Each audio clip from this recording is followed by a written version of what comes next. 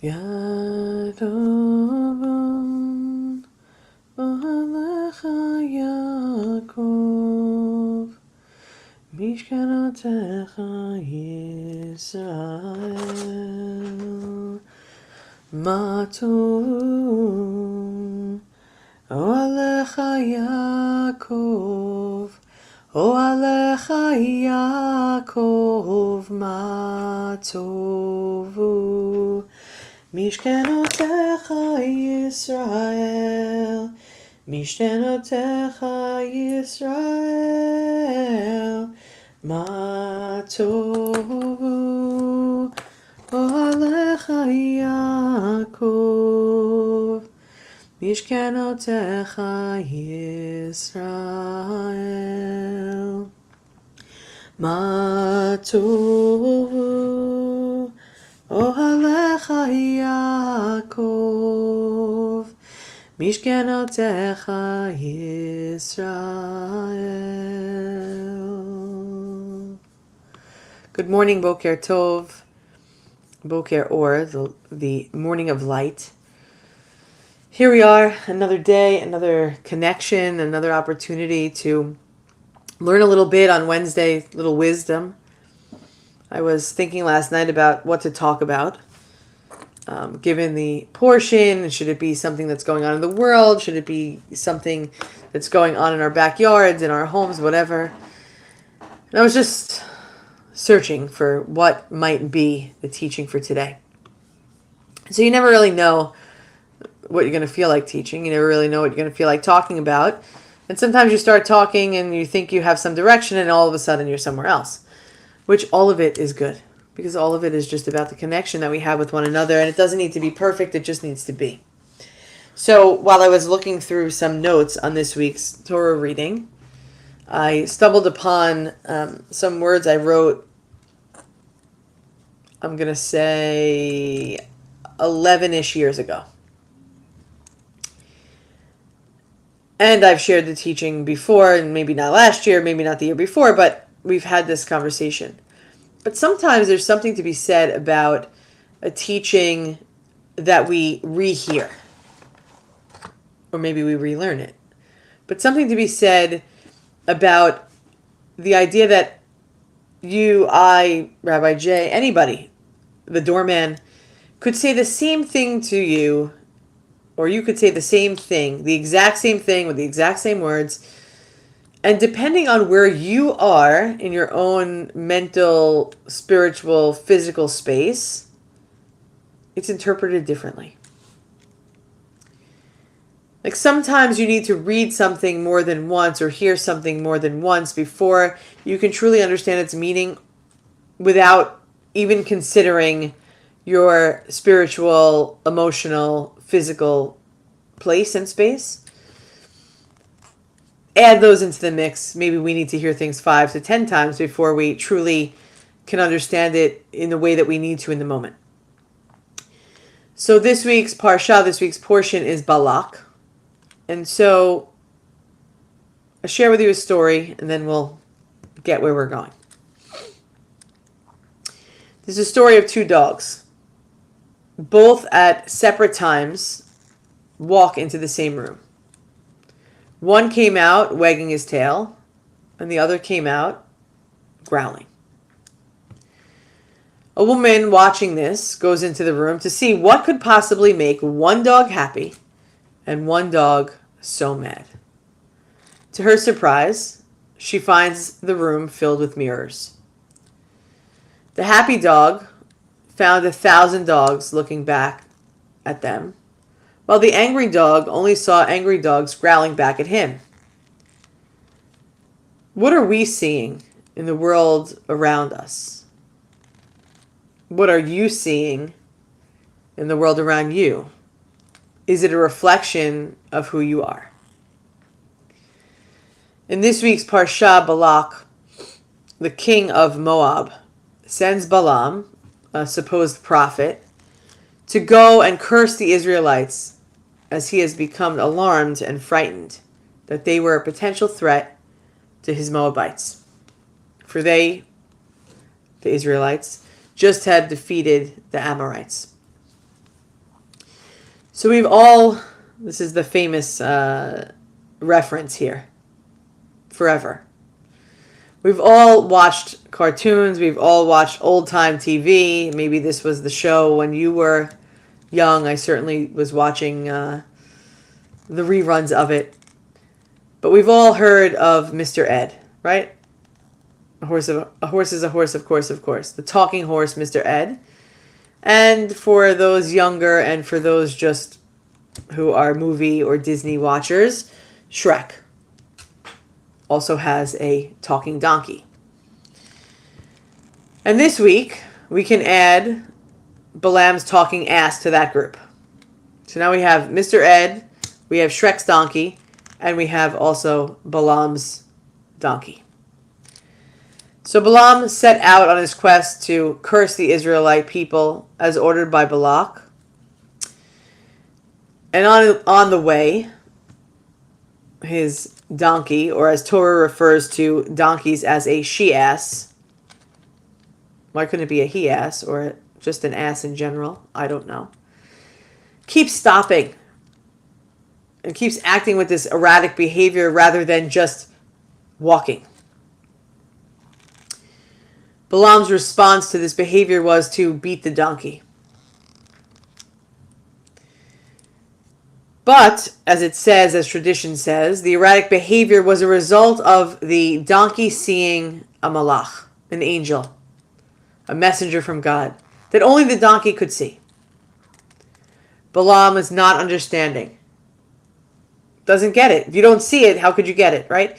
There's so many things we don't see and we just don't understand because they just show up, or a situation arises and we didn't see what happened before it and now we've arrived at it and we make up a story because we don't know. Or we wait to hear the story because we don't know. So Balaam doesn't understand, figures it's just a donkey being a stereotypical stubborn ass. And finally, after 3 beatings, the donkey turns around and says, "What have I done to you that you have beaten me 3 times?" Numbers chapter 22, verse 28. "Am I not the same ass that you have been riding all along until this day? Have I been in no habit of doing this to you?" Chapter 22, verse 30. And Balaam responds, "No." This is a comical interaction between a talking ass, donkey, and Balaam. God opens Balaam's eyes to see the malach, the messenger of God, the angel, that was blocking the path, causing the donkey to walk erratically. Why was the messenger of God, why was the angel, why was there some sort of block? Perhaps it was God's way of deterring Balak and Balaam's action of going to curse the Israelites. Who knows what it was? We weren't there. But it was a realization. God opens Balaam's eyes to say, wait a second. Something's blocking. Balaam is hyper-focused on the task at hand. He couldn't see the angel blocking the path because he was on a mission. He was on the mission of Balak, the king of Moab. Told you to go do something. If the king tells you to do something, you do it. And so he couldn't see anything other than the end. Midrash, the teaching, says that Balaam was blinded by the promise of great riches.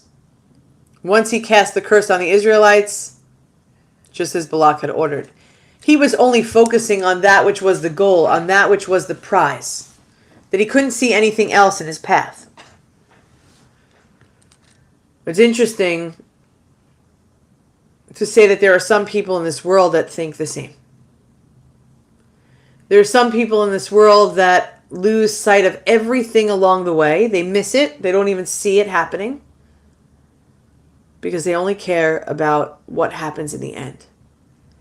But perhaps what happens in the end would only be enriched if we opened our eyes along the way. Perhaps if we looked at the things that were happening on the way, they would be small achievements, and therefore the greater picture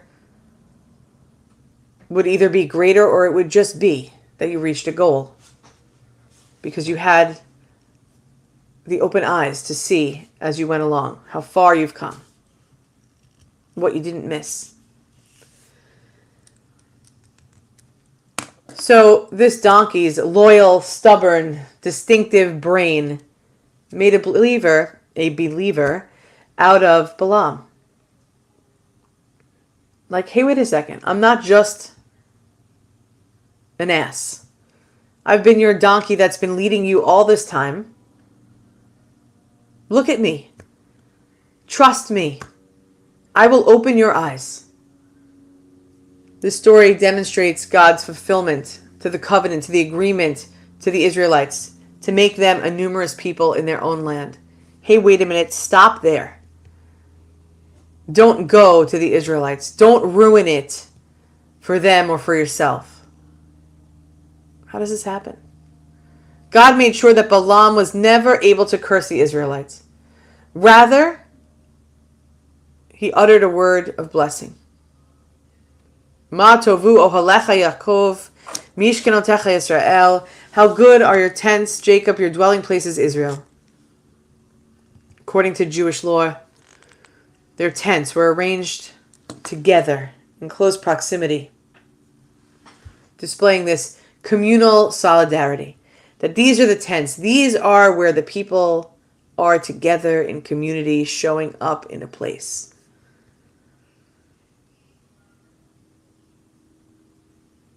The dwelling place didn't directly face one another. So they were tents. How good. The doors weren't facing one another.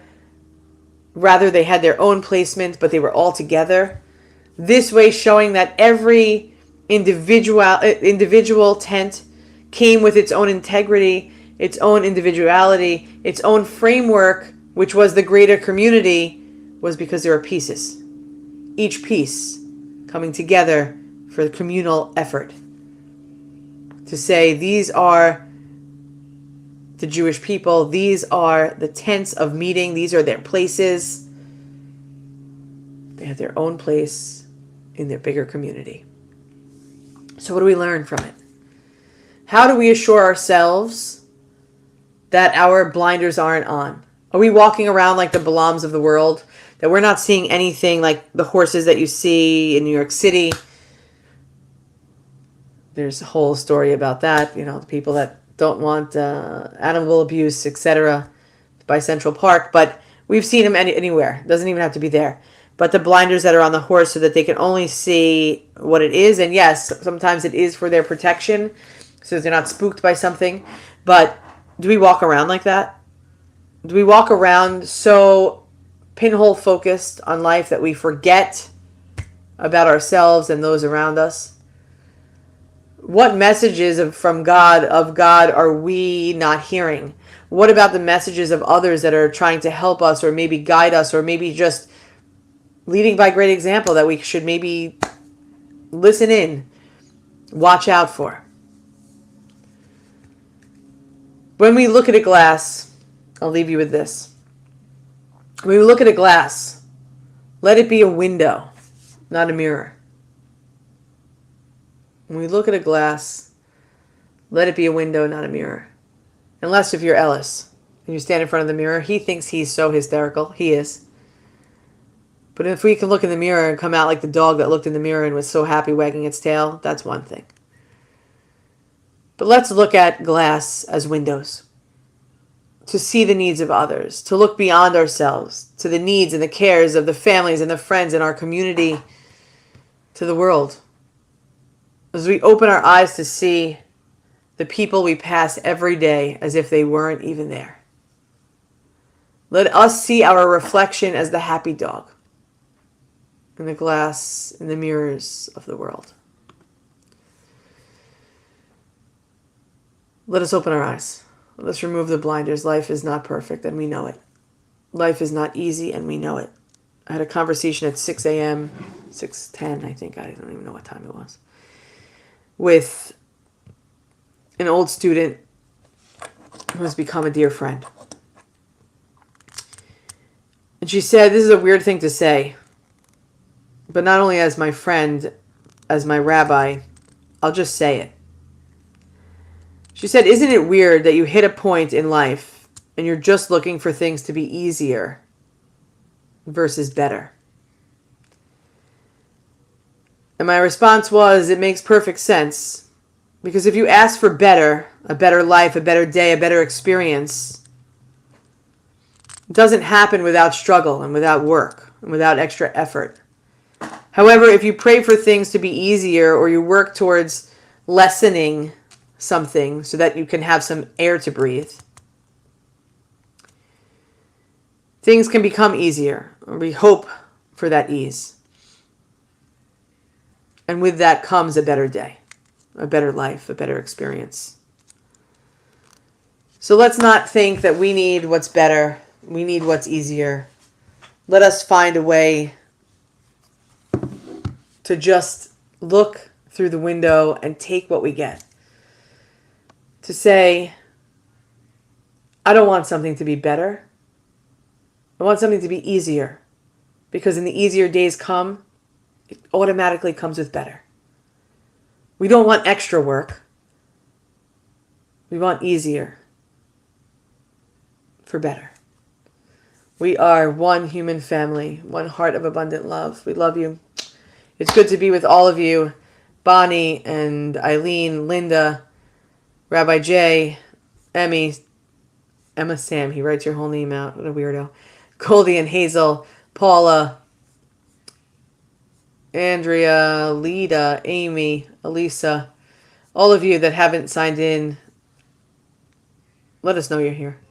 Reminder, Friday service is at 7 o'clock, not 7:30. That's my one service announcement. We'll be here, of course, today's Wednesday, Thursday, Friday, Saturday. We'll be together at 9:30. Let us remember to look through the glass and to not miss those around us because we have blinders on. Let's not be the talking donkey. No one wants an extra ass. We are one human family, one heart of abundant love. We love you. We'll see you tomorrow morning at 9:30. Am Yisrael, Am Yisrael, Am Yisrael Chai. Am Yisrael, Am Yisrael, Am Yisrael Chai. Am Yisrael, Am Yisrael, Am Yisrael Chai. Am Yisrael, Am Yisrael, Am Yisrael Chai. Od Avinu Chai.